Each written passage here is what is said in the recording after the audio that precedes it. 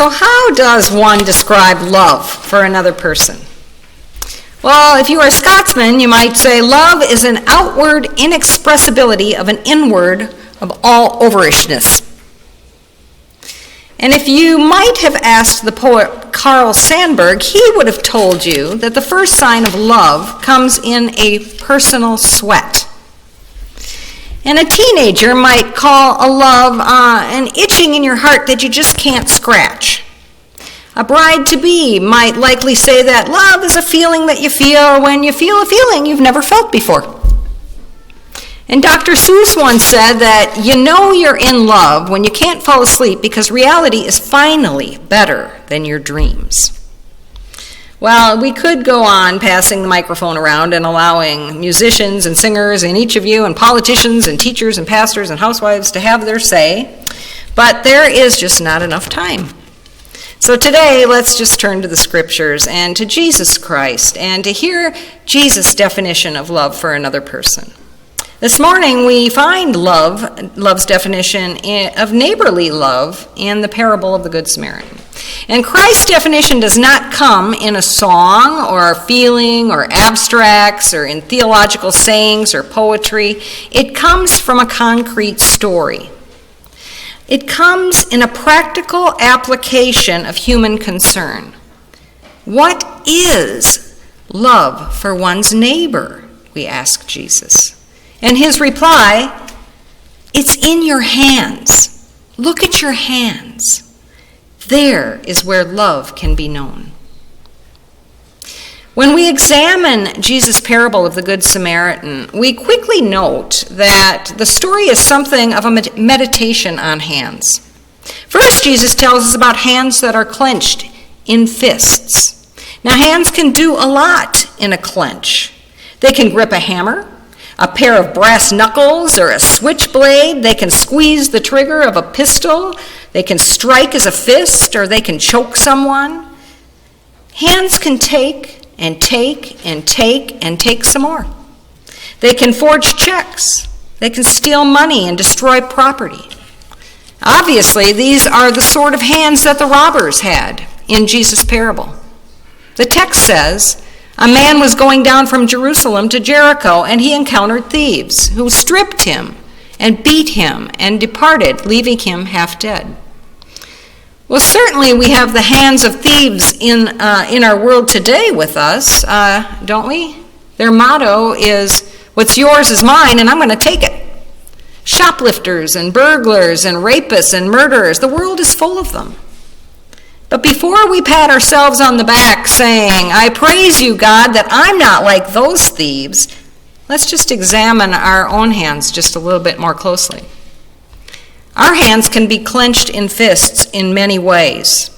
They can be destructive in a variety of fashions.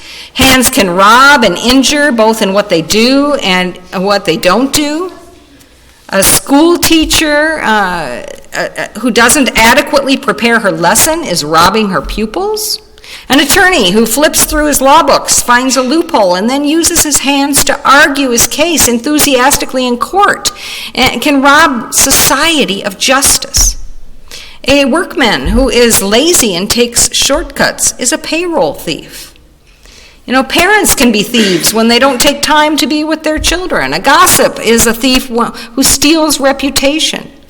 Then there's a thief who refuses to honor the church. They deprive the church of their spiritual gifts and their talents. And they withhold gifts because of anger or what they feel is just or right. And they avoid worship, which robs everybody else in the church a sense of community. You know, all of this can be just as destructive to the church as an arsonist or a burglar. But I ask you, is this any way to use our hands? I remind you that God showed God's hands in this world in the person of Jesus Christ. Jesus' hands were gentle hands. They were hands of healing and sharing, and they were hands of prayer and hands that took up a whip for justice. They were indeed saving hands. And aren't those the kinds of hands that we truly want? Hands can do a lot of things. They can rob and beat, and they can destroy and kill, but hands are much more versatile than that as well. Hands can also be idle. They can be folded in your lap, or they can be stuffed in a pocket. They can grip tightly and hold fast, firm, and they can cover your mouth or plug your ears or shield your eyes from seeing. These are the kind of hands that the priest and the Levite in Christ's parable had. They were tight-fisted men. Their hands were idle towards human need. The text said that the robbers left their victim naked and half dead in the ditch. And it just so happened that a priest who was also going down that same road, when he saw the injured man, he crossed over to the other side. No doubt this priest was remembering that according to Jewish law, he who touched a dead man was unclean for 7 days. That comes from Numbers 19. From a distance, the priest could not be sure, but he feared that the man was dead. And if he touched him, he would lose his turn of duty in the temple. And so he refused to risk that, and he passed on by.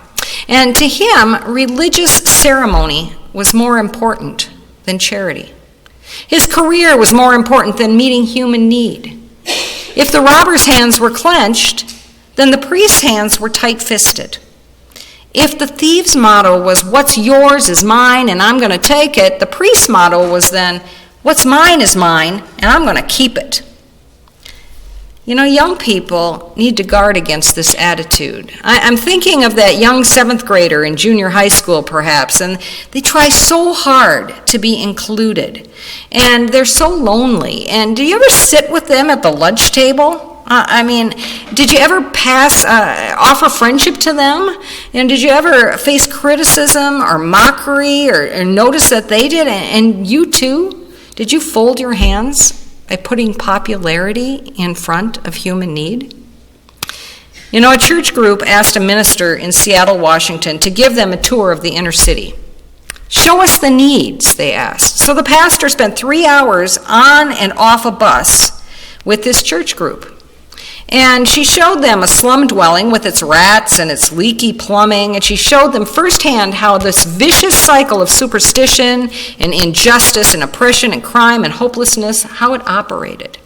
As the bus pulled into the curb back at the church, there was this moment of strict silence as the people sat under the weight of what they had seen. Then the church leader began to thank the minister profusely for the tour. Finishing his statement of gratitude, the man then asked, "Now, before we leave, can you tell us where the best Chinese restaurant in town is?" Not, "I see the need. What can I do?" But, "I feel a need, so when can I eat?" And they passed by on the other side. Another tight-fisted man in this text was the Levite. And the text says that he too saw this victim and he too hurried along. And the text seems to infer that the Levite had gone nearer the man before passing on. And the text says he too came by that spot. So perhaps his heart had immediately gone out to this man. His first reaction was actually to stop and help. But then he had second thoughts. As in today, back then bandits were in the actual habit of using decoys, and one of their number would act the part of this wounded man, and then when some unsuspecting traveler stopped over him, the thieves would rush upon him, and the Levite probably thought of all of this, and involvement was a risky business. And since his motto was safety first, he too passed by on the other side. Well, we live in the same kind of world today. Involvement is still a risky business.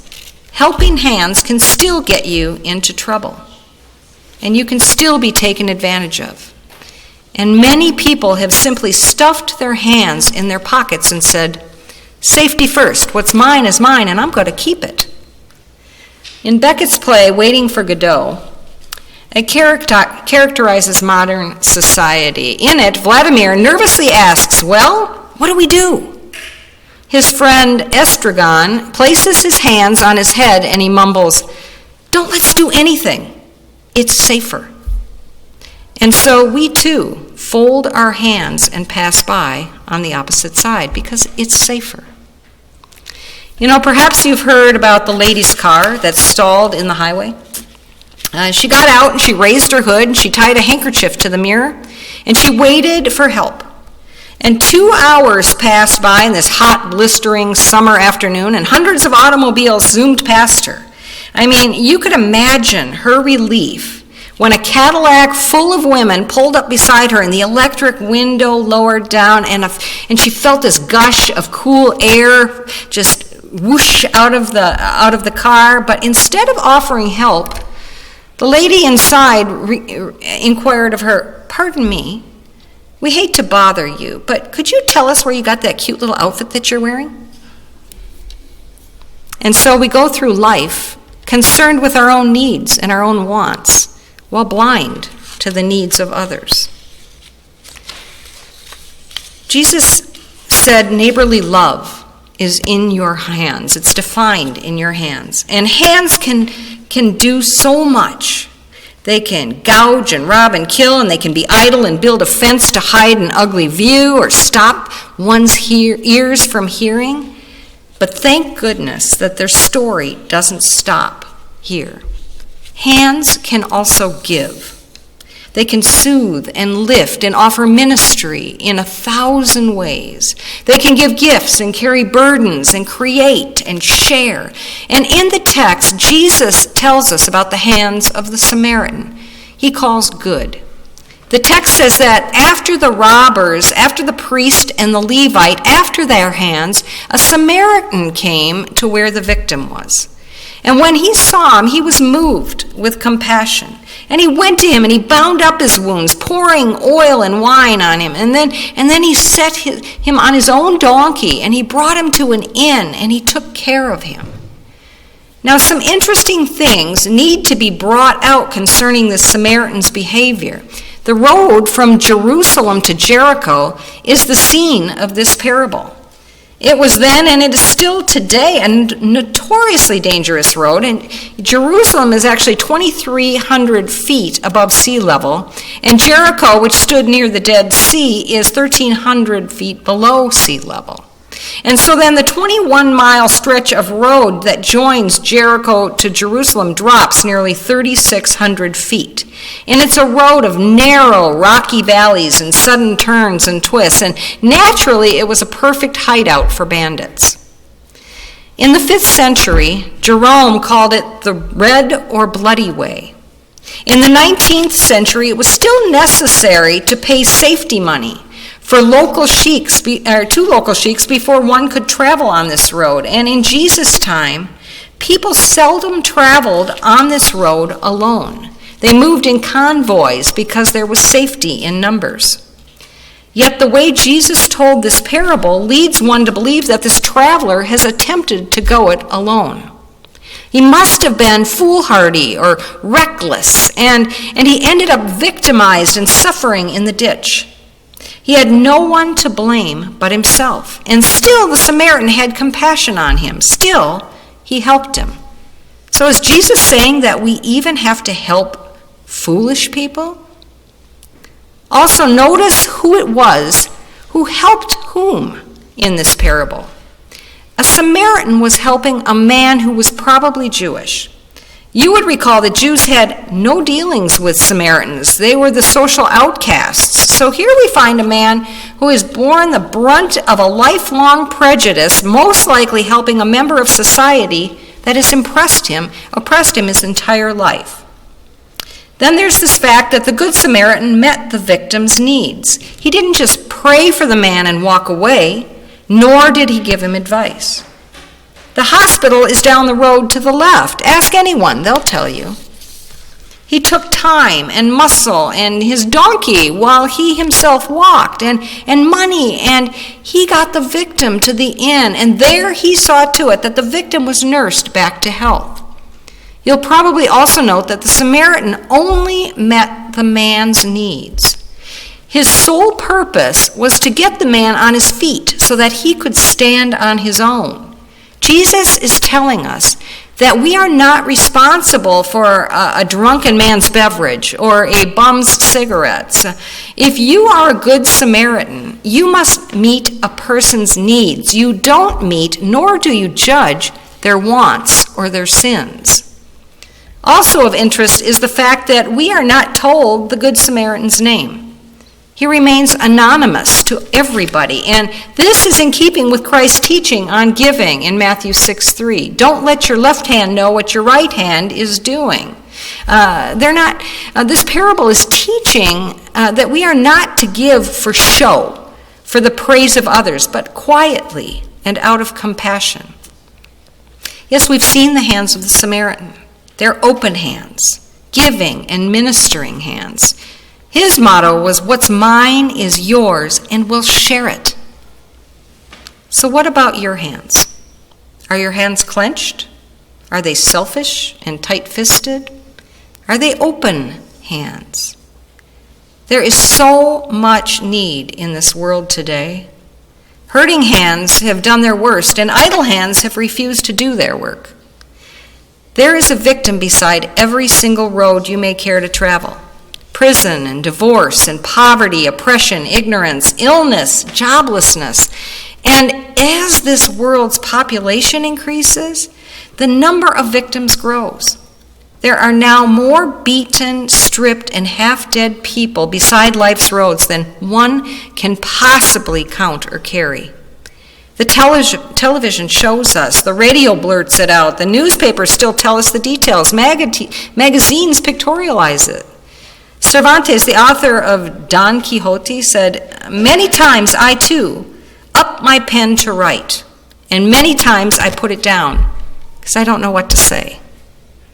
And I have to say, I felt the same way while I was writing this sermon, because human need is just so great, and I have often been all but overwhelmed. And I have paused at this point, placed my hands on my keyboard to write and set them down again, just not knowing what to say. And I think the key to responsible living in a world with beaten and battered victims at almost every step of the way down Jericho's road is always to do the most loving, practical thing possible. If you do just that, you will always be doing God's will. As you travel this road of life, it's important to start right where you are at. You can't always be open-handed in Mexico or India or Africa, but you can be open-handed in your own neighborhood. I think about the meter reader I encountered once who saw a frayed electrical wire in an elderly customer's basement, and she fixed it with a little roll of tape that she carried with her. And I'm thinking of a doctor who put stitches in a young woman's head, and he wrote her a prescription for pain, but then seeing she couldn't afford the medicine, reached into her own pocket and his own wallet and handed her the money. And I'm thinking of a young couple who assisted me when I ran out of gas returning from work late one night, and they helped a stranger in the dark of night. Help the victims beside your own driveway and on the way to work. Start where you are. Do the things within reach, and God will stretch your arms out as far as they can reach. In Christianity, the reward of a job well done is more work to do. And God will give you that opportunity to reach out from your own neighborhood to other parts of the world. This church gives you opportunities to provide money to feed the poor, and in some cases, to help develop agricultural programs. The government of the United States can be taught to give more wisely and generous of using her resources. And agencies in our community can give us a chance to foster or adopt children in need and those who are forgotten or orphaned or hungry. Start where you are. The need is overwhelming, but start and reach out from there. Now let me ask you this question. How many hands do you have? Most of you say you've only got 2, right? Wrong. You actually have got at least 6. You've got 2 hands that can rob. You've got 2 hands that can steal. You've got another 2 that are closed and tight-fisted, and you've got another 2 that are giving. The problem is, how do we get rid of the 2 that rob and the other 2 that are selfish and keep and strengthen the 2 that are giving? Well, I think the least part of this answer, at least the part in this answer, is found in this poem called Hands. And it was written by James D. Smith, and he was an inmate at the U.S. Penitentiary in Leavenworth, Kansas, and he writes, hands express many things: sorrow and gladness, fear. Hands can push someone away or hold them very near. Hands can create beautiful things, and some hands can destroy. Hands can spank a naughty child or mend a broken toy. But there's another use for hands which everyone can afford, and that's when you reach out and say, "Take my hands, please, Lord." The part of the answer comes in giving your hands to God. Christ died for your hands, your fists, and your selfishness. Jesus takes the hurt and stinginess out of them, and he strengthens them to love, and he outfits them to serve our sisters and brothers. And the other part of this answer comes when we give our hands to other people. I'm reminded of Joe, and this is the end here, who'd been asked to get up at 5 in the morning and drive a handicapped child 50 miles to a hospital. And he didn't want to do it, but he didn't know how to say no. And a woman carried her child out to the car and sat him next to the driver's seat. And all the while she mumbled her thanks through tears. And Joe said everything would be all right, and he quickly drove off. And after a mile or so, the child asked very shyly, he says, "You're God, aren't you?" He says, "I'm afraid not, little fellow."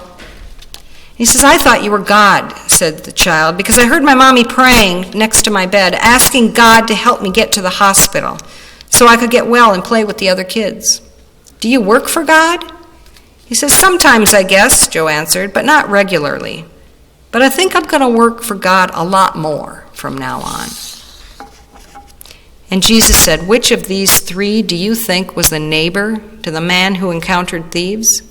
He said, "The one who showed him mercy." Jesus told him, "Go and do likewise."